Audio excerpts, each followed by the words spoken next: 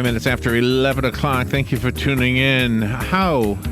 Why, Robin? Why are we so intrigued by ninjas?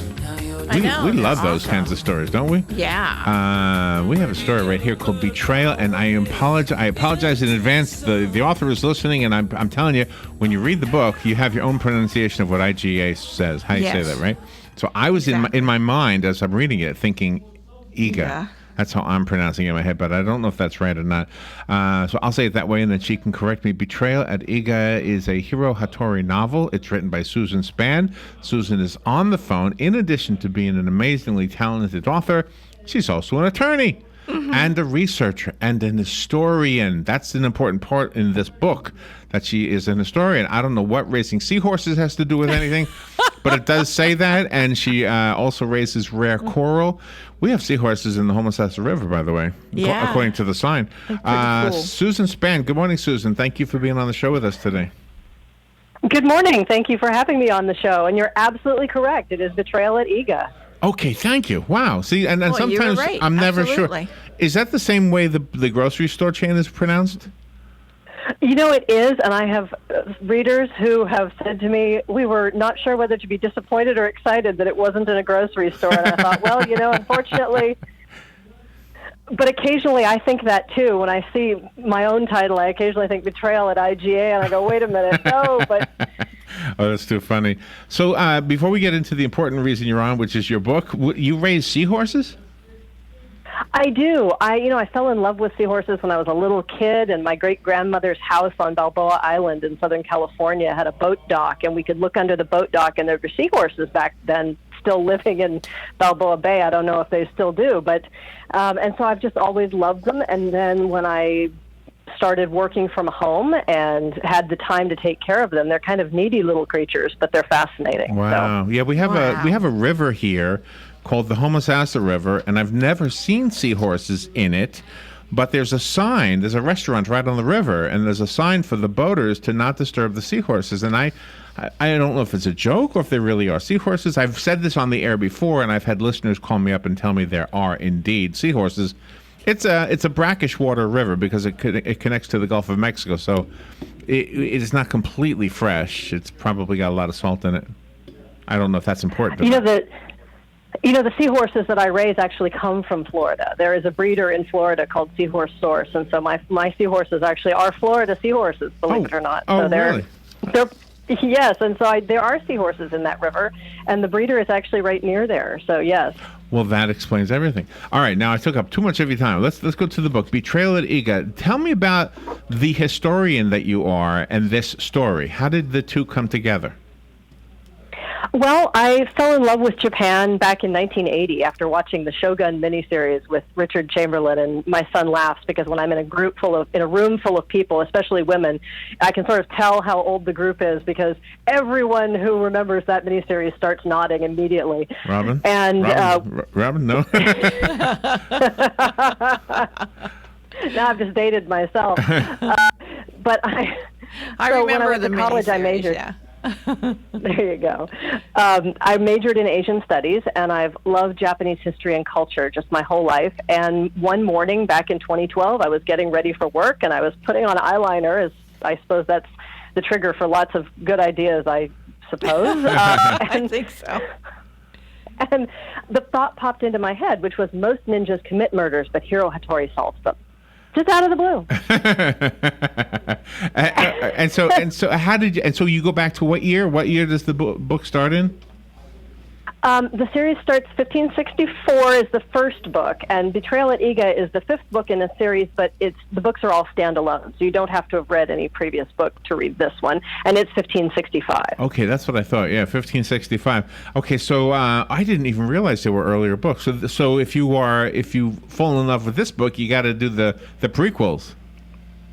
Exactly, and as I said, they're all written to be standalone because one thing that drives me crazy with a series when I find a new series that I love is you pick up the book and you're in the middle of the series and either you can't track it or, in page 3 it says, and last month when they found out that the butler's daughter had killed her father in such and such, I go, well, now I don't need to read the previous book. Right. So they're all very standalone. And it's very interesting, the characters. You have a Jesuit priest in there.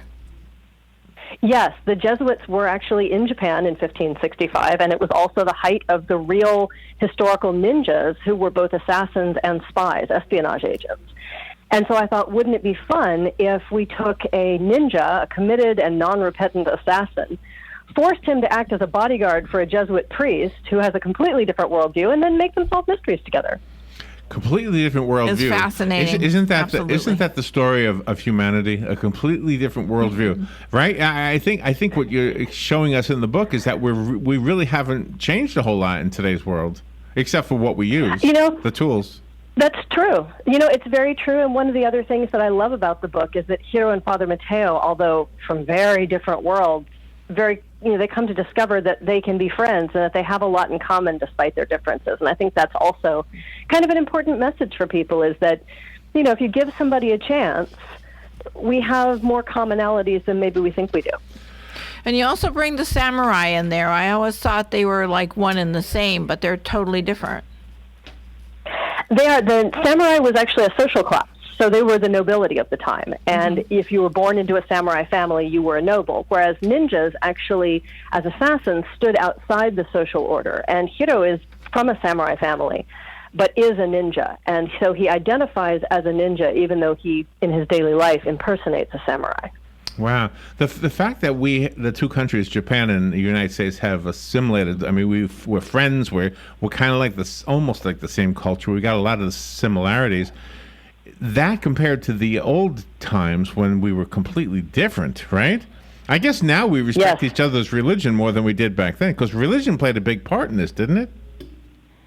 It did. Curiously, the Japanese have always had a great tolerance for different religious beliefs, in part, I think, because many religions the indigenous Japanese religion, which is Shinto, has existed side by side with Buddhism, which was a Chinese import, for thousands of years.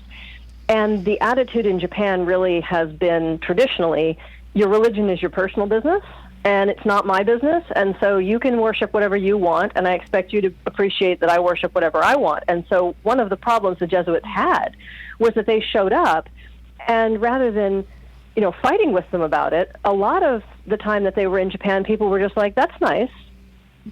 Have a nice day. And I think the book does something for us as readers that the other ninja stories didn't do, because the other ninja stories show us what they did, but you didn't really get the internal mindset, like why do they do what they do? And I think you've accomplished that in the book Betrayal at Iga.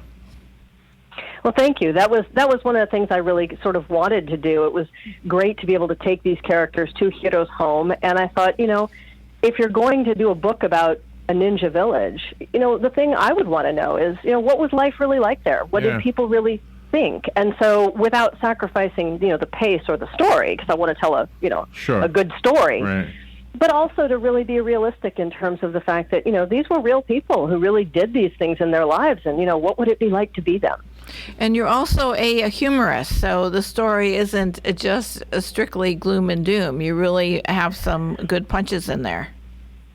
Thank you. I think, humor is kind of the lens through which I view the world, and I think that my characters sort of take on, especially Hiro, takes on kind of that ironic, pragmatist worldview that kind of looks at things sometimes and says, really?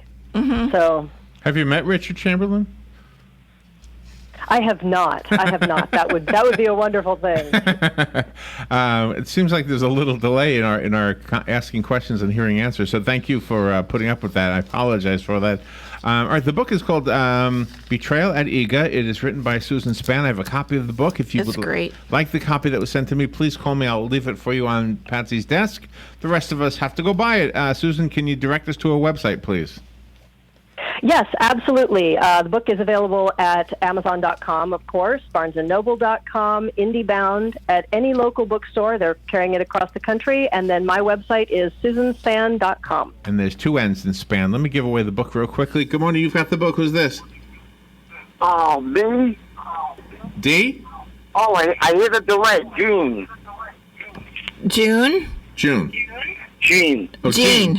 We'll put Jean on the book. Excellent. All right. Do you know where we are?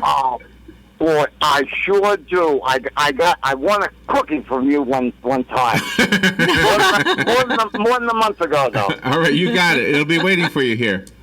Oh, thank you so much, and to all the authors, it's amazing. I'm going to really get the book. Thank you so much. I think she probably heard you. I hope you enjoy it. Yeah, thank you. Yes, I hope you enjoy it. Thank you, Jean. And Susan, thank you for being on the air with us today. And come back anytime. Come back with the next book. Wonderful. Thank you so much, and thank you for having me on the air. You're welcome. We'll be right back. Here's what you may have missed on the John Tesh Radio Show. Although relationships do take work, it should not be the job of just one person to keep it afloat. Kickboxing provides a cardio workout that engages every muscle group in the body. It regulates our blood pressure, reducing feelings of anger. Most of us skip taking naps because we think they're a sign of laziness, but many studies have found that napping for as little as 10 minutes a day is proven to boost memory, creativity, and learning. Intelligence for your life on the John Tesh Radio Show. Don't miss this stuff. Stay informed on everything going on in the villages with the Village Spectator newspaper. The Village Spectator is exclusively devoted to the villages with news, commentary, and more. And yes, they have Tom's Picks, a free referral for people who are